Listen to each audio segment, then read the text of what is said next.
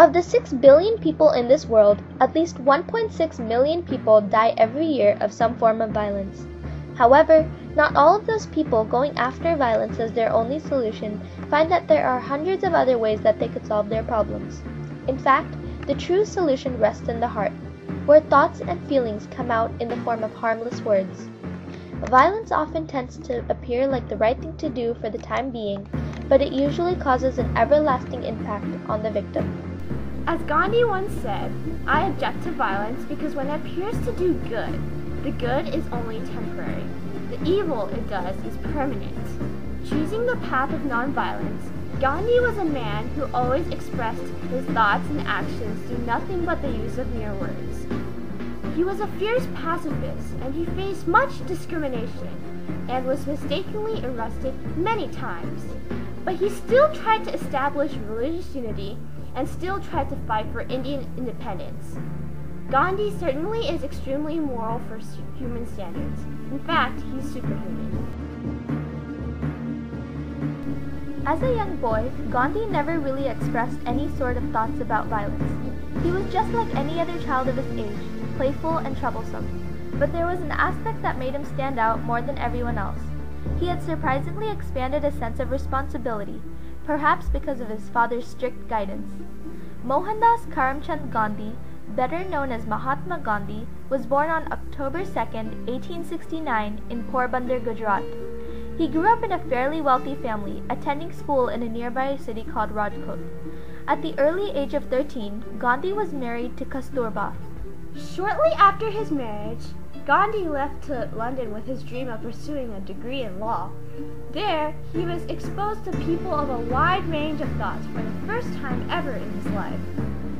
This was probably a starting point in his life where he began to experience a philosophical and enlightenment ideas of the people around him. Gandhi was later called to bar on June 10, 1891, where he successfully completed his degree. After that, he was called to South Africa, where he would work as a legal advisor for the next 20 years. Gandhi first faced discrimination in South Africa. It all started off on a train at Pietermaritzburg after refusing to move from the first class to a third class coach while holding a valid first class ticket. Traveling further on by stagecoach, he was beaten by a driver for refusing to travel on the footboard to make room for a European passenger. He was also barred from many hotels due to his inferior race. This was the start of his fierce social activism for racial equality. He was the founder of the Natal Indian Congress in 1894, which unified Indians politically. During the beginning of the South African War, he organized a volunteer ambulance corps of 300 free Indians and 800 indentured laborers called the Indian Ambulance Corps, one of the few medical units to serve wounded black South Africans. During this period of time, in September 11, 1906, Gandhi spoke before 3,000 Indians gathered at a theater in Johannesburg about a strategy of nonviolent resistance to oppose racist policies in South Africa. This principle, called Satyagraha, encouraged devotion to the truth and encouraged South Africans to assertively fight against the British for equal rights. It also refers to the power of the soul. As Gandhi stated, "In the knowledge that the soul outlives the body, does he not wait impatiently to experience the victory of truth within his present body, hold on to the truth, and stand up for it through one's own suffering?" Gandhi then decided to go to India to solve matters there.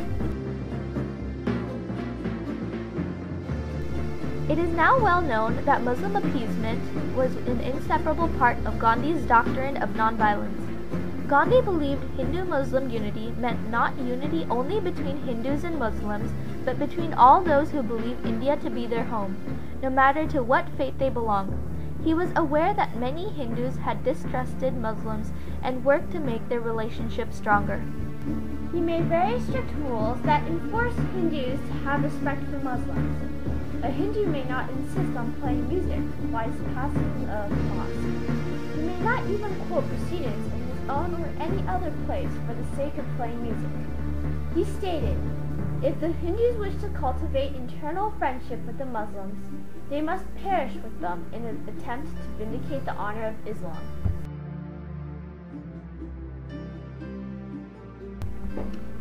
In 1930, in order to help free India from British control, Gandhi proposed a non-violent 200-mile march protesting the British salt tax, continuing Gandhi's plea for civil disobedience.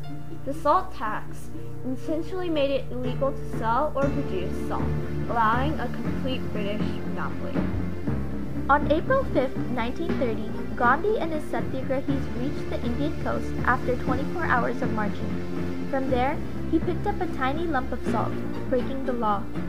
Within moments, the Satyagrahis followed Gandhi's passive defiance, picking up salt everywhere along the coast. They advanced in a uniform manner, with heads raised, without encouragement through music or battle cries, and without being given the opportunity to advance serious injury or even death.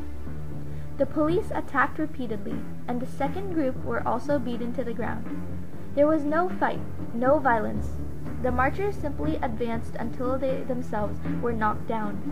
A month later, Gandhi was arrested and thrown into prison, already full with fellow protesters.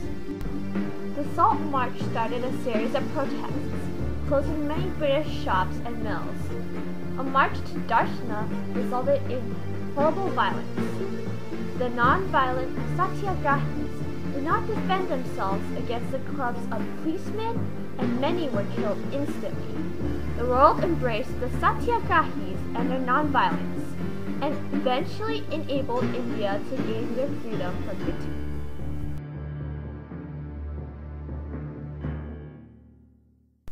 When World War II broke out, the Congress Party and Gandhi demanded a declaration of war aims and their application to India.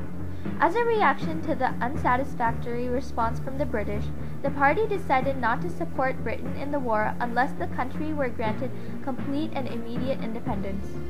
The British refused, offering compromises that were rejected. When Japan entered the war, Gandhi still refused to agree to Indian participation. He was interned in 1942 but was released 2 years later because of failing health.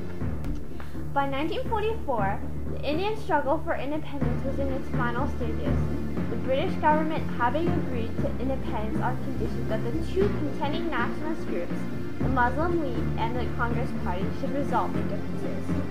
Gandhi stood steadfastly against the partition of India, but ultimately had to in the hope that internal peace would be achieved after the Muslim demand for separation had been satisfied. India and Pakistan had become separate states when the British granted India its independence in 1947. During the riots that followed the partition of India, Gandhi pleaded with Hindus and Muslims to live together peacefully. On January 13, 1948, he undertook another successful fast in New Delhi to bring about peace. But 12 days after the termination of that fast, he was assassinated.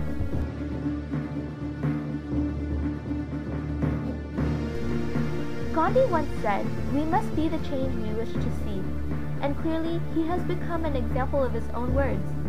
Gandhi's death was regarded as an international catastrophe. His place in humanity was measured not in terms of the 20th century, but in terms of history.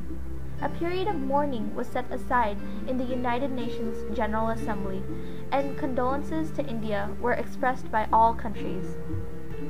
Religious violence soon waned in India and Pakistan, and the teachings of Gandhi came to inspire non-violent movements everywhere, notably in the USA under the civil rights leader Martin Luther King Jr., and in South Africa under Nelson Mandela.